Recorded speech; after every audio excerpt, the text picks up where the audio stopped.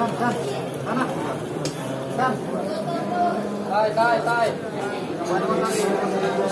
Di depan aja ya. Depan aja.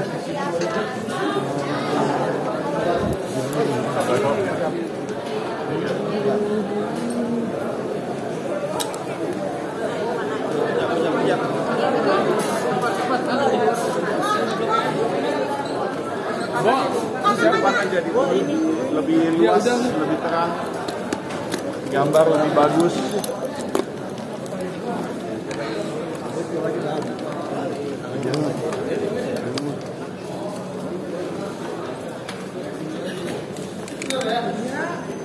Sari, semangat ya Mas.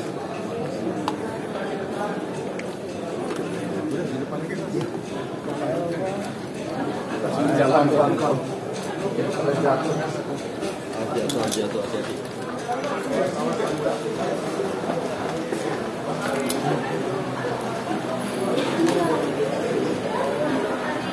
Semangat, Bri. Semangat, Mas Sari. Harus.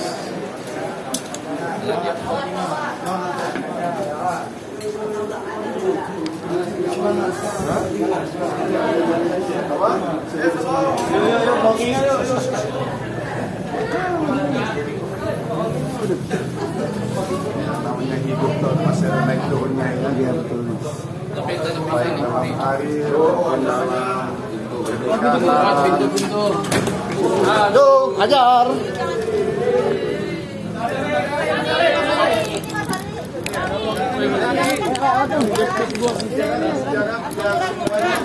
Munduran dikit biar munduran. bentar. Oke, ada semua? Belum. Mik. Bang, sini lagi nunggu ya. Mik. Jadi sidang mediasi Bentar, Bang. agak lama karena tadi para hakimnya ada rapat dulu, rapat internal. Jadi kita juga tadi di dalam menunggu dan ya hasil daripada sidang mediasi tadi tidak membuahkan hasil apa-apa. Jadi 2 minggu lagi kita akan ketemu lagi karena ya namanya hakim mediasi tentunya maunya kalau bisa rujuk kembali, ya kan, gitu. Jadi mungkin ini hal yang harus saya bicarakan dengan istri saya. Itu perihal yang tadi yang disampaikan juga. Ya, jadi tadi sidang mediasi dipimpin oleh mediator Bapak Agung Sutomo. Tadi seperti biasa membuka sidang mediasi dengan membacakan firman dan peraturan-peraturannya. Kemudian memberikan waktu kepada kami untuk berbicara dari hati ke hati, karena pada intinya perkara perceraian ini kan bicara soal hati ya, bukan soal nominal, bukan soal angka atau apapun yang ada bentuknya. Ini adalah soal kasih sayang, artinya ya soal hati. Jadi memberikan waktu kepada kami untuk khususnya kepada prinsipal klien kami untuk berbicara dengan ya mudah-mudahan dalam waktu 2 minggu ini ya apakah ada kesan untuk rujuk atau tidak. Tapi ya sampai hari ini kami bisa memberikan kepastian bahwa kecil kemungkinan yang untuk rujuk, gitu ya, sangat kecil kemungkinan yang untuk rujuk. Tetapi ya kita tetap harus menghargai peraturan.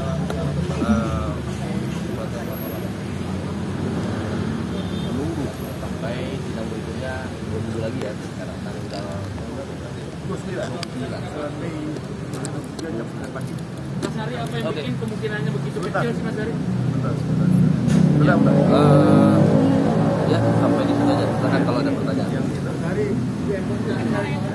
Oke, satu lagi yang perlu kami sampaikan di sini, ya di dalam beberapa pemberitaan juga akan adanya informasi awal banget itu yang sejak awal bahwa klien kami juga pelit, ya, tidak menafkahi ya kan? Anak-anak. Nah, pada faktanya sidang yang lalu juga itu sudah diklarifikasi sendiri oleh Bu Inge yang menyatakan, yang pada intinya menyatakan bahwa klien kami bertanggung jawab untuk merawat anaknya, bertanggung jawab terhadap pernikahan ini, perkawinan dia dengan Ibu Inge. Ya, jadi sudah dijawab sendiri oleh pihak lawan kami yang tergugat. Ya saya rasa itu cukup untuk memberikan klarifikasi kepada media dan masyarakat. Saya tambahkan sedikit terkait klarifikasi dari pihak Ibu Inge pada persidangan yang lalu tanggal 8, bahasa itu secara eksplisit disebut bahwa Mas Ari Wibowo tidak pelit. Yang saya rasa perlu digarisbawahi. Kemudian selain itu, kalau dibilang saya kepala keluarga yang tidak bertanggung jawab, yang seperti apa ya, ini kemarin waktu COVID itu melanda, saya memilih untuk tidak syuting, tidak terima tawaran sinetron maupun film karena saya merasa tanggung jawab saya sebagai kepala keluarga lebih penting untuk tidak membawa virus itu kembali ke rumah. Awal-awal kan kita semua juga nggak ada yang tahu ya, COVID itu separah apa, akan selama apa lockdownnya, ternyata sampai 2 tahun gitu. Itu satu hal. Jadi secara kesehatan saya tuh sangat peduli terhadap kesejahteraan anak istri dan anak saya. Kemudian saat ini pun mungkin ada beberapa teman wartawan yang sudah ke rumah cari saya di rumah, ternyata rumah itu sedang renovasi besar-besaran, ya kan? Jadi rumah tinggal saya ini lagi renovasi besar-besaran, kira-kira 90% renovasi total. Itu juga awal-awalnya sebetulnya dimulai dari permintaan istri pengen punya island artinya tuh kayak meja di dapur ya. Tapi karena dapur yang sudah existing itu lebih kecil, artinya dapurnya harus dipindahin beserta semua saluran air, exhaust dan lain sebagainya. Akhirnya saya sekalian, ya udah gymnya pun kita ada gym pribadi. Ruang gymnya pun saya besarin supaya Inge, istri saya, bisa bikin konten di situ karena dia kan gemar olahraga, saya pun gemar olahraga. Saya pikir anak-anak saya juga 2 laki-laki akan olahraga juga pasti gitu ya. Jadi dapur saya besarin, gymnya saya besarin. Akhirnya satu rumah kita bongkar semua. Kalau itu bukan karena apa ya, karena perhatian saya kepada keluarga saya, itu buat apa lagi gitu ya kan? Karena rumah lama pun nggak rusak, nggak bocor, nggak jelek, masih bagus. Tapi ya saya pengen memberikan yang terbaik buat keluarga saya gitu. Dan itu sudah berjalan, rumah ini sudah renovasi 2 tahun ya, kurang lebih seperti itu. Kemarin juga dari pihak kuasa hukumnya istri saya bilang minggu lalu sangat disayangkan Ari Wibowo tidak hadir di persidangan sehingga harus ditunda lagi. Seakan-akan saya itu tidak peduli dengan jalannya persidangan. Itu pun sebetulnya adalah pernyataan yang tidak benar. Karena 2 kali itu memang penggugat tidak dibutuhkan untuk hadir, cukup diwakilkan oleh kuasa hukum. Betul nggak? Ya. Iya kan? Jadi yang pertama itu bulan lalu itu karena dokumentasinya tidak lengkap, ya, makanya diundur seminggu. Kemudian akhirnya baru pihak, iya kan? Baru dinyatakan lengkap. Baru minggu lalu itu menunjuk mediator. Jadi di situ memang saya tidak perlu hadir gitu. Jadi agak dilebih-lebihkan, agak didramatisir kalau seakan-akan ini persidangan tertunda atau mundur terus karena ketidakhadiran saya gitu. Saya baru butuh hadir hari ini dan saya sangat menghargai hakim serta proses pengadilannya. Tidak mungkin saya mau kayak menghambat atau bagaimanapun juga, tidak mungkin. Saya sangat menghargai dan itu sebabnya kenapa kita hadir. Mas Ari, benar sebelumnya sempat kemarin Mbak Inge sendiri bilang dia tidak bisa memiliki atau Mas Ari belum bisa memiliki pakaian, terus celana. Ya silakan kalau misalnya seandainya bisa melihat lemari pakainya Inge, itu pakainya banyak sekali. Kalau itu dibilang dia serba kekurangan, ya aku rasa itu agak sedikit melebih-lebihkan, agak sedikit dramatisir. Gini loh, aku tidak mau menjelekkan istri saya, ya biarin aja. Dia di luar mau ngomong apa saja, kita sama-sama tahu selama 17 tahun tidak ada masalah apa-apa. Selama 17 tahun semua baik-baik aja. Lihat Instagram Inge pun ya lihat aja pakaiannya dia, kita ke luar negeri, kita ke Bali, kita kemana-mana. Apakah itu seperti kehidupan orang yang serba susah, yang tidak dinafkahi, dan yang mana ya soal nafkah itu pun sudah disangkal sendiri oleh istri saya minggu lalu ya ke teman-teman media ya, bahwa dibilang bahwa itu tidak benar. Jadi sebetulnya siapa yang membuat statement-statement pada awalnya tidak menafkahi, kan itu semua cuma gorengan berita. Aku kan dari awal aku udah bilang ini semua fitnahan. Tapi saya kan tidak mau banyak bicara. Ya biar waktu yang akan membuktikan, pengadilan yang akan menyelesaikan, dan mudah-mudahan sampai kapanpun ya bagi saya masalah rumah tangga adalah rumah tangga, urusan dalam rumah tangga, bukan untuk menjadi sorotan media. Memang itu tidak saya kendaki, tidak saya inginkan, karena saya mengingat kasihan anak-anak saya, kasihan anak-anak kami, saya dan Inge, ya kan.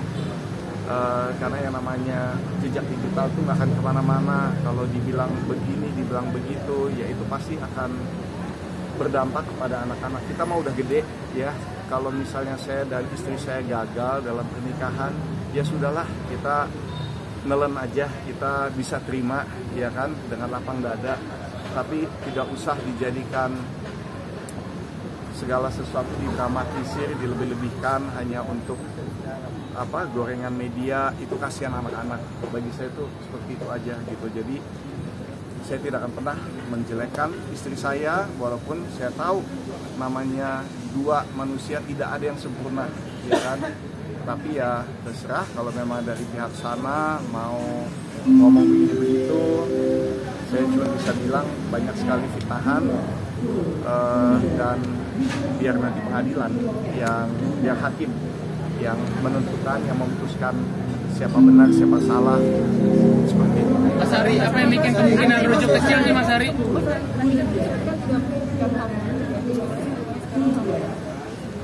Ya gini,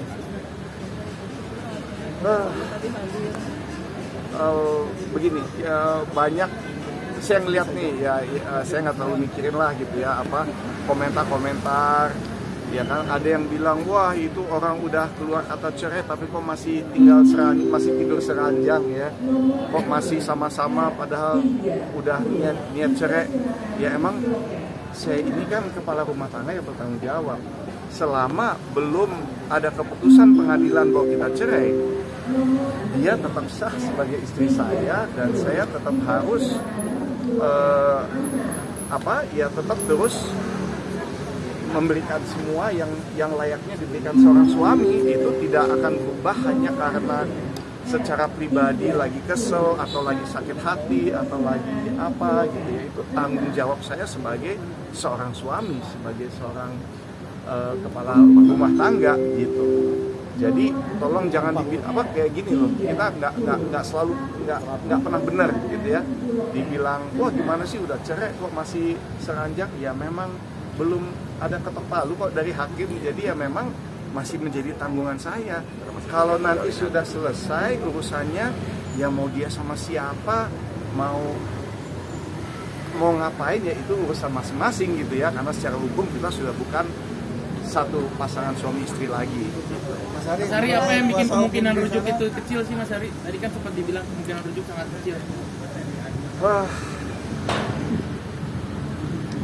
Kalau dari saya sih ya mungkin karena apa yang sudah dikatakan ke media ya, semua kebohongan itu membuka mata saya juga gitu, bahwa kok ternyata orang yang sudah 17 tahun bersama saya kok bisa mengeluarkan kata-kata seperti itu gitu. Banyak sekali hal-hal yang tidak layak dikatakan. Saya tidak bilang rumah tangga saya sempurna. Tidak ada rumah tangga yang sempurna karena dijalankan oleh dua insan manusia yang tidak sempurna. Tapi tidak berarti juga semua masalah-masalah internal harus dipublish, harus disampaikan baik oleh kuasa hukumnya, ya lebih banyak oleh kuasa hukumnya ini sih. Karena dari kemarin seperti itu kan adanya gitu. Tapi kan info-info yang didapat itu kan tentunya semua dari istri saya juga. Berarti kan sedikit banyak juga sudah menyetujui apa yang disampaikan oleh kuasa hukumnya. Mas Hari, benar nggak sih Mbak Ina sendiri aktivitas tetap melayani Mas Hari ketika sarapan atau bikin kopi? Sudah lama istri saya nggak bikinin sarapan buat saya. Itu biasanya saya masak sendiri atau pembantu saya masak. Itu satu kebohongan lagi. Tapi ya nggak apa-apa, udah saya nggak mau bahas itu, biarin aja, kan saya udah bilang terserah istri saya mau ngomong apa, silahkan aja. Mas Hari, tapi anak-anak tahu responnya gimana Mas? Anak-anak tahu dan responnya seperti apa? Mungkin bicara dengan anak seperti apa? Ya urusan anak-anak nanti biar diselesaikan di pengadilan. Yang pasti mereka sudah tahu kebenarannya, mereka sudah tahu apa yang terjadi, dan saya tidak bisa bicara lebih dari itu. Mas Hari, kabarnya nanti ketika nanti rumah sudah selesai, tidak kembali ke rumah, anak-anak bersama Mas Hari, sedangkan Mbak Ina keluar dari rumah. Itu mungkin alasannya kenapa, permintaan dari Mbak Ina atau? Kita lihat bagaimana nanti ya. Ini kan masih 2 minggu lagi, masih ada mediasi lagi. Jadi saya nggak mau bicara terlalu banyak. Saya luruskan sedikit ya. Artinya mengenai hak asuh berarti ya Mas ya, arah masalahnya bahwa kita selaku penggugat memang memperjuangkan hak asuh anak agar jatuh kepada pihak kita, dalam hal ini pihak Mas Adi gitu. Berarti gugatannya sendiri ada ya Mas tentang hak asuh anaknya?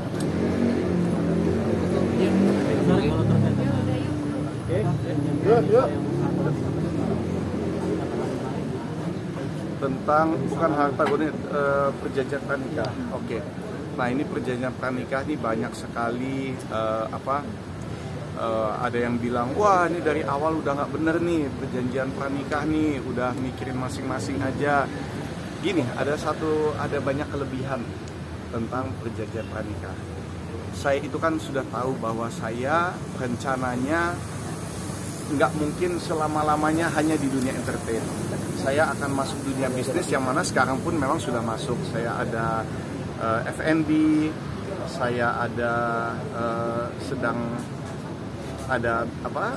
menjalankan properti One Stop Entertainment di Semarang, ya kan. Jadi sering bolak-balik ke sana. Itu dengan adanya perjanjian pranikah, semua utang saya tidak menjadi beban istri. Ya, jadi kalau saya salah langkah, ternyata saya gagal dalam usaha saya, seandainya tidak ada perjanjian pranikah, maka bank bisa sita, pemerintah bisa sita semuanya. Tapi dengan adanya perjanjian pranikah, itu hanya saya punya utang aja, yang punya istri tidak bisa gitu, tidak bisa disentuh gitu. Jadi tolong jangan dilihat negatif. Rata-rata sekarang keluarga yang modern itu sudah melakukan perjanjian pranikah, bahkan sudah sempat dibahas juga, belajar dari kasus Ari Wibowo, ada di YouTube, di Instagram itu, bahwa ternyata perjanjian pranikah itu banyak sekali positifnya gitu. Cuman ya namanya orang ya, kalau mau cari berita kan biasanya yang negatif yang lebih enak didengar, yang lebih menarik gitu kan, yang positif kan kurang menarik gitu loh. Ya, jadi perjanjian pranikah itu jangan dilihat sekarang. Ingat baik-baik, perjanjian pranikah itu dibuat pada tahun 2006, pada saat mereka menikah. Situasinya beda, bukan sekarang. Situasi dulu, kita harus pindah ke situasi tahun 2006. Situasi 2006 itu mereka sangat-sangat saling mencinta berdua itu. Menikah, baru menikah gitu ya. Jadi jangan ketika berubah 17 tahun hubungannya terus enggak, maksud saya itu harus jangan dilihat sekarang ketika sudah ada perceraian, ada cekcok segala macam, baru diangkat perjanjiannya gitu. Tapi gini loh, terus kemudian melihat perjanjian pranikah itu menjadi suatu hal yang sudah direncanakan, tidak begitu ya, jangan dilihat. Ya tentunya itu perceraian tidak ada yang diinginkan, dan waktu awal kita menikah kita bukan melakukan perjanjian pranikah dengan tujuan kalau sampai cerai atau apa, tidak sama sekali. Punya perjanjian pranikah sekalipun, ya, kalau dia istri saya meninggal karena apapun alasannya, semua hasil saya adalah buat istri. Ada perjanjian pranikah atau tidak, itu tidak ada pengaruh. Semua akan jatuh ke tangan istri sebagai istri yang sah. Gitu. Nah sekarang kan yang dipertanyakan kenapa bisa cerai, ya kan? Kalau dari pihak saya kan sudah tahu kenapa, kan dari saya kan sudah jelas kenapa. Tapi itu bukan hal yang mau saya bahas di luar persidangan. Ini kan persidangan tertutup, dan saya hanya akan membahas masalah itu di dalam karena ya saya mau menjaga anak-anak saya gitu ya, jangan sampai menjadi ini gorengan media yang terlalu besar lagi gitu. Udah cukup. Oke, cukup ya, 20 menit ya. Apa? Iya, itu yang tadi saya bilang saya nggak mau bahas di media. Masalah orang ketiga itu cukup nanti di dalam pengadilan aja kita buktikan, dan dari saya sekian aja. Ya. Terima kasih untuk kesabarannya sudah nunggu dari pagi. Masih sayang dengan bayi. Gini, kalau rasa sayang itu tidak bisa hilang, tapi rasa kecewa yang sangat mendalam tentu ada. Cuman 17 tahun tidak bisa menghilangkan bagi saya kesalahan sesaat, walaupun kesalahan ini fatal, tapi ya terlebih lagi langkah-langkah yang dia pilih saat ini dengan kuasa hukumnya menggunakan media untuk berusaha menjatuhkan saya. Bagi saya yang seorang public figure itu dalam banget, karena saya tuh udah berusaha 35 tahun untuk menjaga image saya, dan hal itu dirusak oleh seseorang yang sudah bersama saya 17 tahun. Sakit banget. Terima kasih.